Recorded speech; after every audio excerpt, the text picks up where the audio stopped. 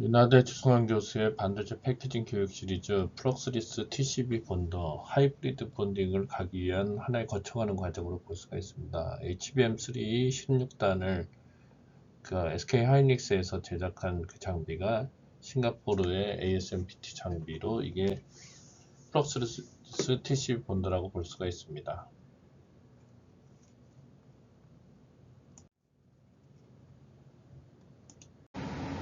저는 인하대학교 금속 반도체 소재 및 첨단 제조 공정 연구실에서 근무하고 있습니다. 아래는 연락처와 제가 하는 일이 되겠습니다.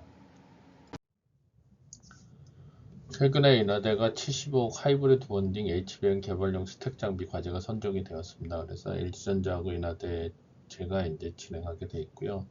정확한 제목은 산업 수요 연계 HBM 고성능 반도체 초고집적 하이브리드 본딩 스택 장비 혁신 제품형 기술 개발 사업이 선정되어서 이제 계약이 됐습니다. 그래서 전체 총 지원금은 75억이고 40개월 이내에 하이브리드 본딩 장비를 개발할 예정으로 있습니다. 제가 현재 강의하고 있는 과목은 첨단 패키징 강의 과목에서 칩넷 디자인 앤드 헤테로지니어스 인테그레이션, 칩넷과 이종 접합에 관해서 가르치고 있고요. 작년부터 이제 첨단 패키징 강의 과목 중에서 하이브리드 본딩을 강의하고 있습니다. 다음 학기부터는 EUV ASML 반도체 노광 장비에 관해서 강의를 할 예정이고, 세마이컨덕터 메트롤로지 앤 인스펙션 내 하이브리드 본딩과 EUV 계측에 관해서 강의를 할 예정입니다.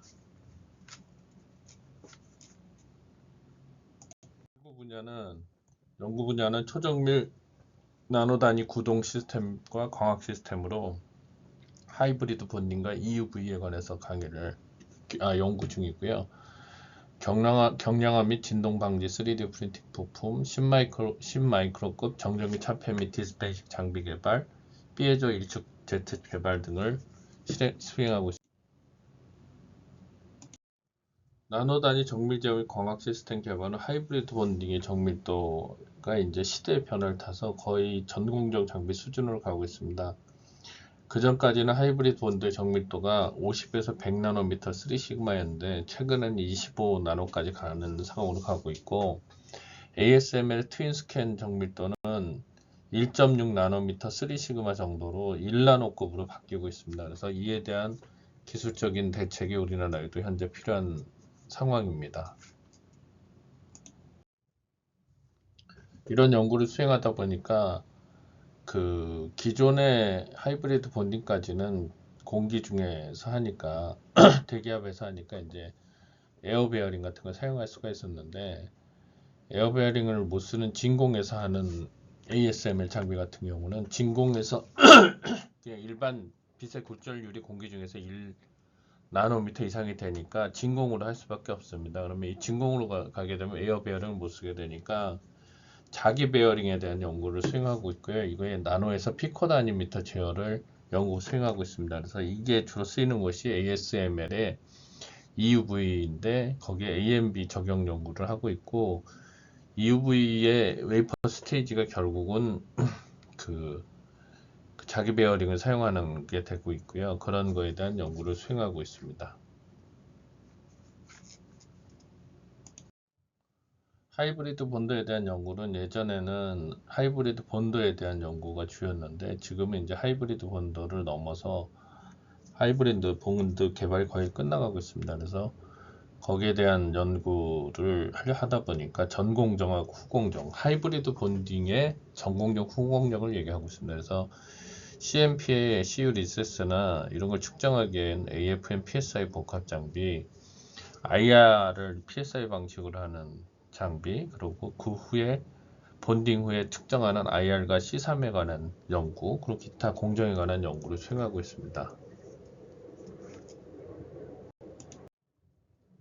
따라서 인하대는 현재 전체 하이브리드 본딩 공정 CMP 리세스 측정, 파티클, 다이싱, 그리고 플라즈마 클리닝, 본더, IR 오버레이 측정, 어닐링, C3 본딩 후 측정까지 하고 있고요.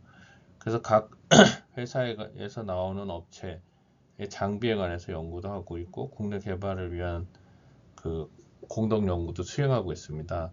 계측의 경우도 그렇고 결국 그래서 이걸 전체적으로 통합하는 전체 연구를 수행하고 있습니다. 인하대 하이브리드 본더는 현재 본드 내부 설계는 왼쪽 위와 같이 설계가 되고 있고요.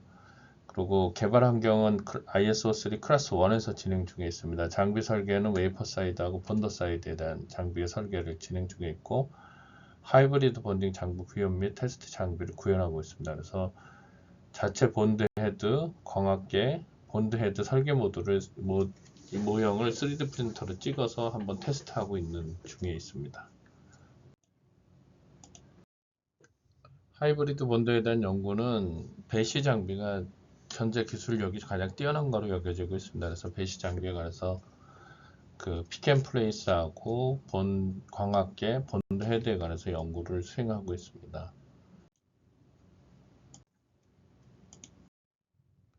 본드 헤드는 100나노미터 3시그마 정밀도로 수행하고 있고요. 그 전체적인 설계는 끝나서 이제 제작을 위한 부품 수리하고 부품을 이제 조립하는 그런 과정이 있습니다. 그 전에 여기 나노 단위에서 측정해서 개발을 해야 되는 피에조 밸브 디스펜싱 그리고 반도체 이 챔버를 4개에서 12개까지 올리는 연구, 3D 프린팅 부품을 이제 TC 본더에 적용하는 방안, 정전척에 적용하는 방향에 대해서 연구를 했고요. 제가 이제 장비를 개발한 건 EMI 실딩을 하기 위해서 애플 칩에 보면 EMI를 실딩해야 되는데 이걸 10마이크로 선포까지 할 수 있는 장비를 실제 개발해서 구동 중에 있습니다. 이것이 그 에어로졸이 장착돼서 실제 구동하는 거고 정적인 차폐를 국내 업체와 진행한 사례가 되겠습니다. 이거는 하이브리드 본딩으로 가기 전에 피치가 10마이크로를 기준으로 해서 10마이크로 이상에서 이제 TCB 본더가 사용되는데 한시적으로 하이브리드 본딩 전에 이제 플럭스리스 본딩이라는 기술이 이제 사용될 거라고 여겨지고 있고 실제 사용되고 있습니다. 그래서 그 기술이 뭐에 대한 건지에 대해서 이제 알아보도록 하겠습니다. 현재 기술은 TCB NCF 또는 MR-MOF라는 이런 기술을 사용하는데 TCB NCF는 마이크론하고 삼성이 사용하고 있고 MR-MOF 또는 TCB MOF는 SK 하이닉스가 사용되고 있습니다. 그래서 MR-MOF가 됐든 TCB NCF가 됐든 플럭스리스 사용하지 않는 TCB 본더가 이제 사용되고 있는 상황입니다. 근데 이게 사실 플럭스리스한 그 본더라고 하는데 플럭스라는 건 플럭스를 없애고 거기를 깨끗하게 닦게 해서 플럭스가 없는 상태로 본딩을 할 수 있게 하게 되면 성능이나 본딩 피치를 높일 수 있는 그런 기술이 되겠습니다. 근데 이 기술은 사실 TCB 본더를 플럭스리스로 만들 필요가 없고 TCB 본더 전에 플라즈마나 포믹 엑시드로 처리해가지고 TCB 를 하는 쪽으로 넘기면 되기 때문에 사실은 이거는 한시적인 기술일 수밖에 없고 그냥 공정상에서도 할 수 있고 또 이런 본더를 따로 만들 수도 있는 그런 형태가 되겠습니다. 그래서 이 과정이 거치고 나면 이제 하이브리드 본더로 갈 거라고 생각되고 있고요. 그래서 하이브리드 본더는 HBM4까지는 그 플럭스리스를 사용하고 그 다음에 HBM4E에서는 일부는 하이브리드 본딩 사용하는 업체가 생길 거고 일부는 그 플럭스리스 본딩을 계속 사용하는 형태로 진화가 될 거로 예상되고 있습니다. 그래서 플럭스리스 본딩이라는 건 다른 개념이 있는 게 아니라 그냥 TCB 본더 앞에서 플라즈마로 플럭스를 없애거나 플럭스를 없앤다기보다는 플럭스는 당연히 없애고 플럭스 외에 이제 이 변이 깨끗하지 못해서 문제가 될 수 있는 부분을 싹 다 없애는 건데 그게 플라즈마를 통해서 없앨 수가 있고 또는 그 포밍 엑스를 사용해서 없앨 수가 있습니다. 그건 뒤에 가서 자세히 설명드리도록 하겠습니다. 그럼 플럭스리스 본딩이라는 게 뭐냐? 플럭스리스 본딩은 그냥 TCB 본더 앞에서 플럭스 처리해 주는 거라고 보시면 되고요.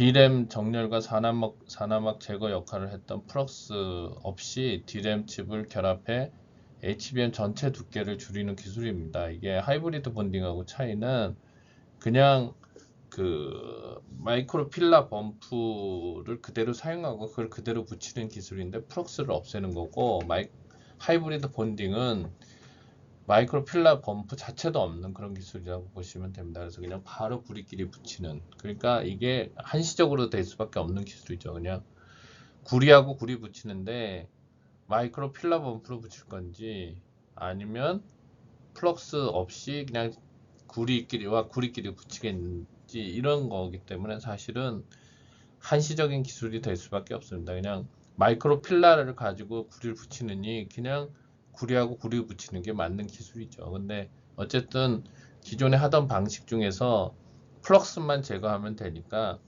이 방식을 사용하는 거고, 플럭스를 제거하기 위해서 포밍 엑스라는 화학적 방법을 쓰거나 플라즈마를 사용해서 표면을 깨끗이 하는 그 기술을 사용하거나 둘 중에 하나라고 보시면 될 것 같습니다.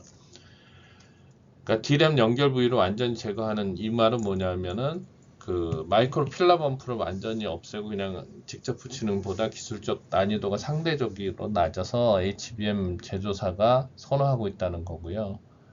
플럭스리스 본더는 사실 플럭스리스 본더를 사용할 필요 없이 그냥 기존 본더 앞에다가 플라즈마 처리를 하던 포밍 엑스들 처리하는 공정을 추가하면 됩니다. 그래서 이걸 따로 산다는 것 자체는 별 의미가 없는 그런 류의 이제 본더라고 보시면 되고요. 편의를 위해서 그냥 내장된 본더도 살 수 있다, 이렇게 생각하시면 될 것 같습니다. 그래서 이런 경우에 이제 플럭스가 칩 사이 위치에서 문제를 일으켜서 수율을 낮추는 경우가 많았기 때문에 수율을 좀 좋게 하기 위해서 플럭스리스 본딩을 한다, 이렇게 생각하시면 될 것 같고, 플럭스리스 본더는 뭐 하나 세미텍이 이 5월에 조직 개편에서 출시한다고 하는데, 아까도 말씀드렸지만 플럭스리스를 하기 위해서 본더 안에 집어넣을 수도 있고 그냥 본더 전에서 플럭스리스하게 플라즈마나 포밍 XD 처리해서 할 수 있는 그런 방식이 되겠습니다. 그래서 사실은 뭐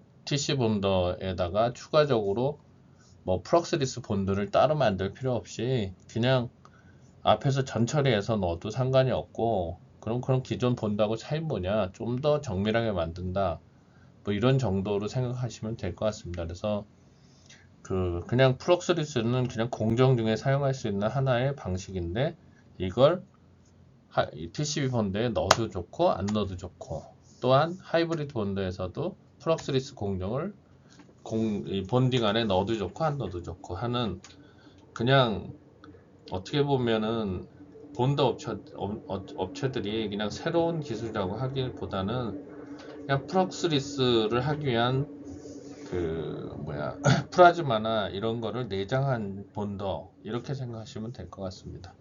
최근에 이제 한미반도체가 그 본더 로드맵을 했는데 플럭스리스 본더를 2028년에 내고 하이브리드 본더를 2029년에 낸다고 했는데, 사실은 플럭스리스 없이 TC 본더 4에서도 앞에서 플럭스리스 처리하는 뭐 플라즈마나 포밍 엑스드 처리하면 똑같습니다. 그래서 이게 뭐 큰 시장에 영향을 줄 것 같지는 않은 생각이,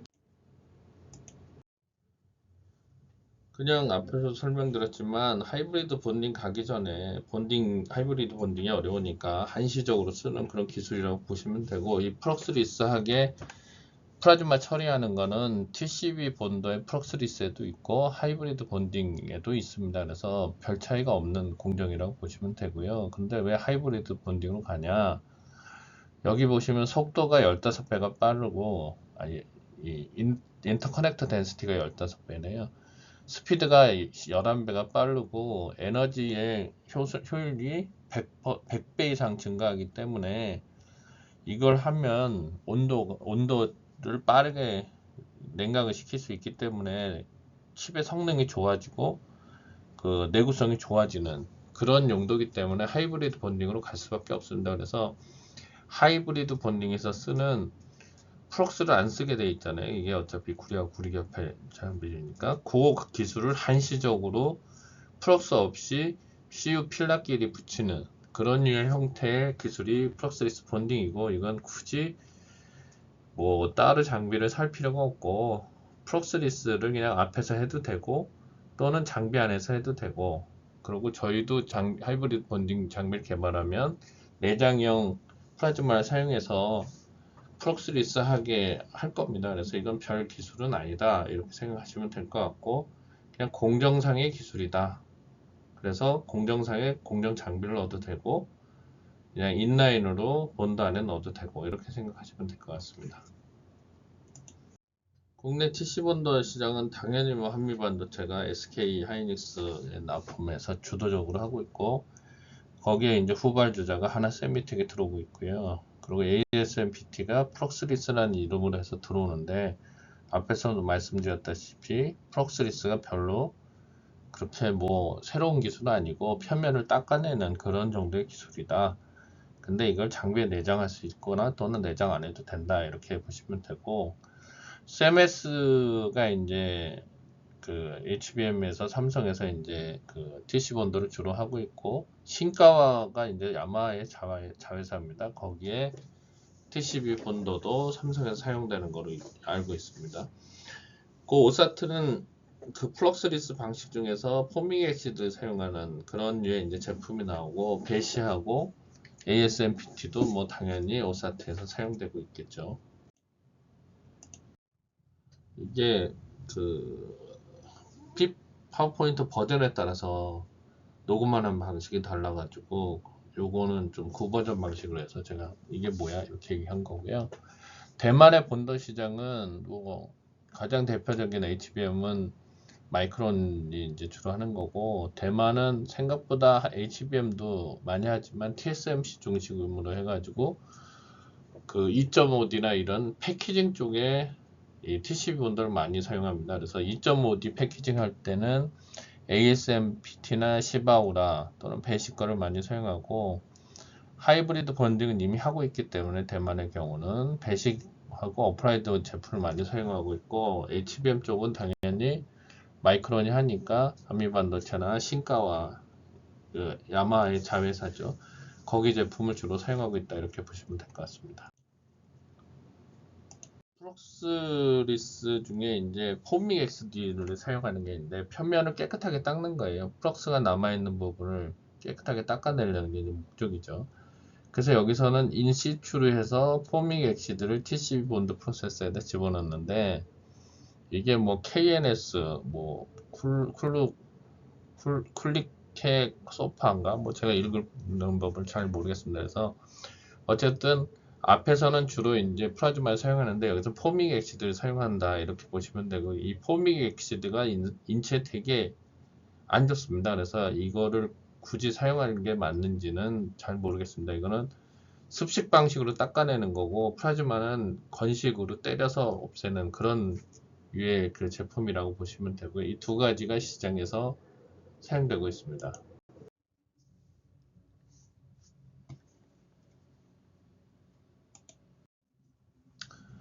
CS2025에서 ASMPT 장비로 제조한 HBM3 16단 제품이 공개가 됐습니다.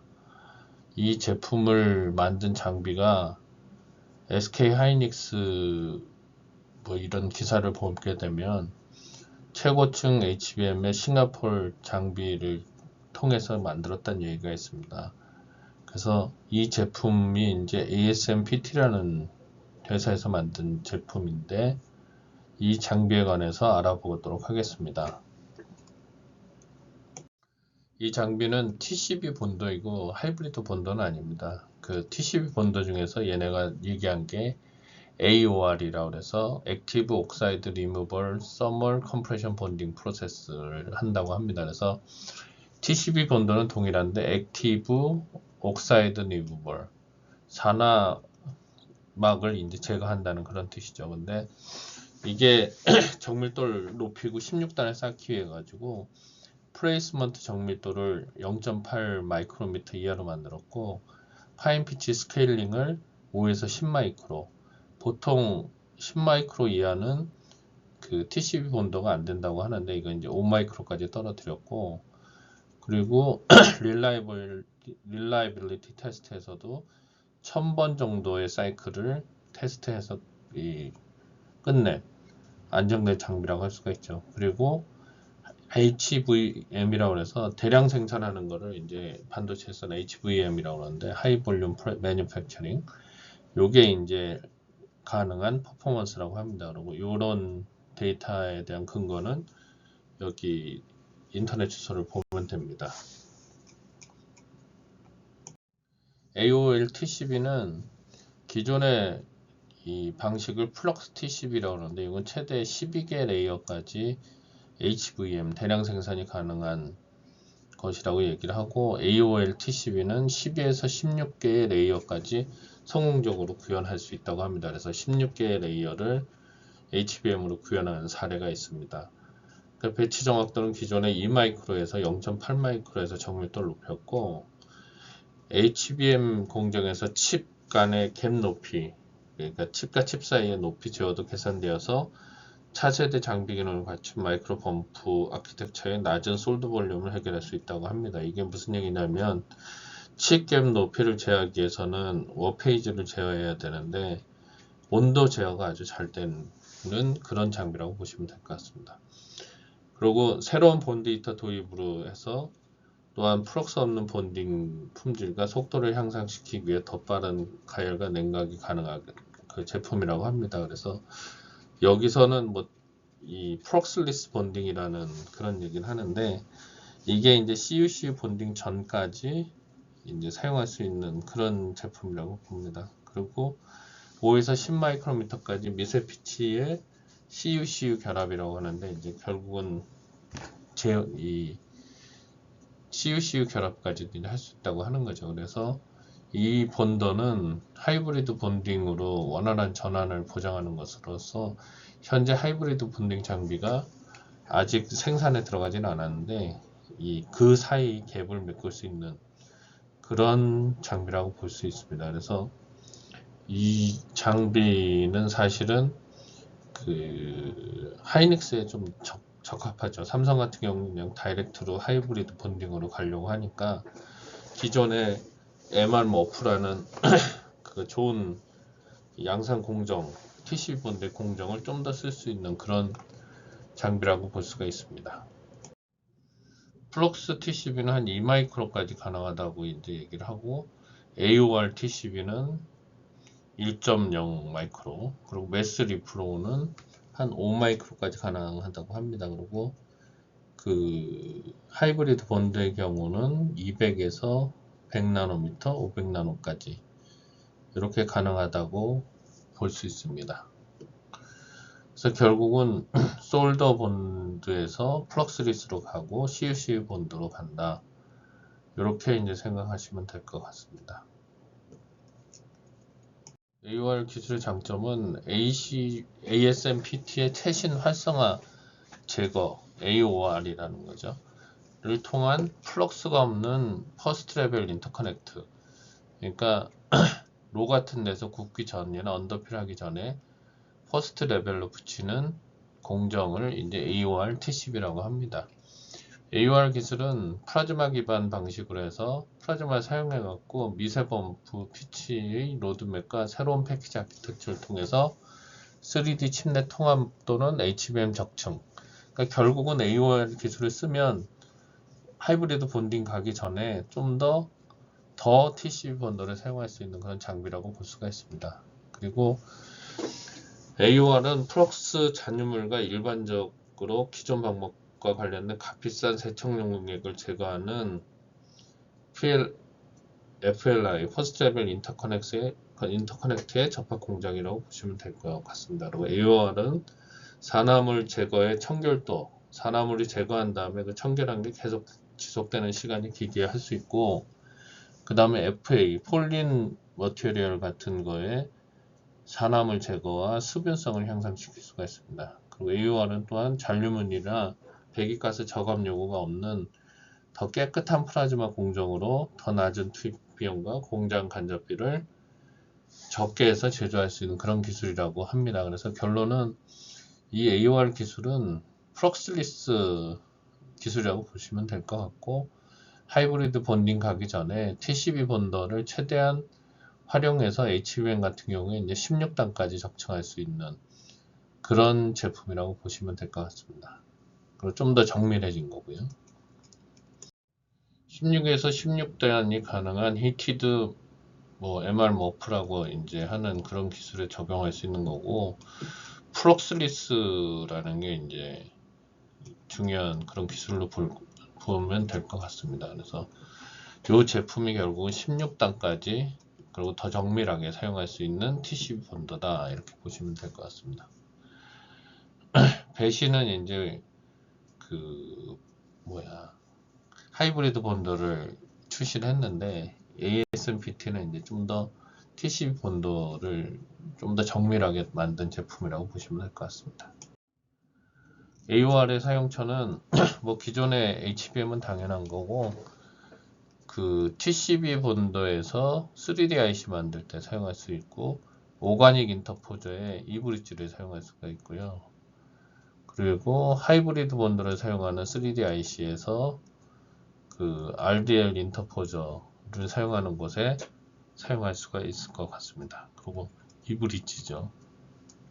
하이브리드 본더 하는 곳에 이브리지 같은 이런 용도에 사용할 수가 있고, 여기 보시면 투데이는 3하고 3E 했을 때 12단하고 16단이 있는데, 이 16단 쪽에 사용할 수 있는 그런 본더라고 사용하면 될 것 같습니다. 생각하시면. 그리고 이게 다시 20단이 넘어가면 이제 D2W 하이브리드 본더로 가는 그런 형태의 제품으로, 이건 주로 이제 제 생각에는 SK 하이닉스가 주로 사용할 것 같고, 삼성은 그냥 다이렉트로 하이브리드 본더를 16단 이상에 적용하던가 기존 방식을 쓰던가 할 것 같습니다.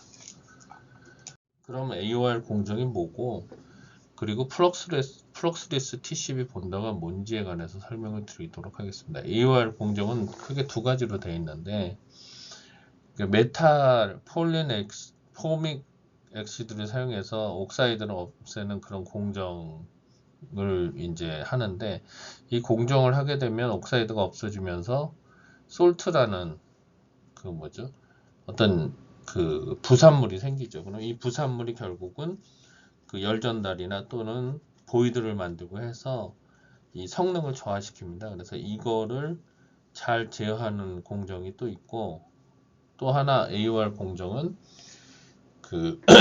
이 TCP 본더의 챔버 안에서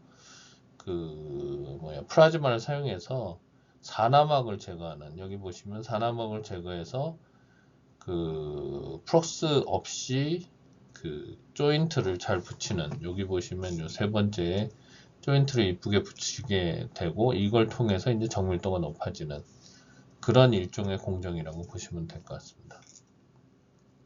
이거는 결국 팬아웃 본딩도 아니고 서멀 컴프레션 본딩에 관한 내용이고, D2W 하이브리드 본딩은 20단 이상에서 리소볼트라는 걸 사용하는 거죠. 전에 이제 했던 내용에서 보실 수가 있습니다.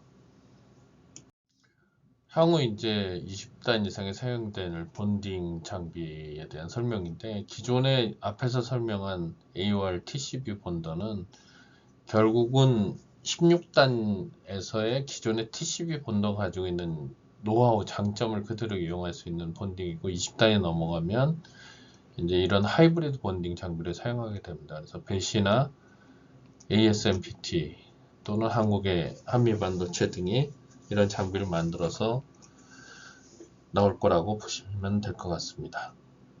이건 약자 리스트로 이제 AOR, TCP, FLA, FLI 이런 MR 또는 머프 이런 거에 대한 약자 설명이 되겠습니다. 이상입니다.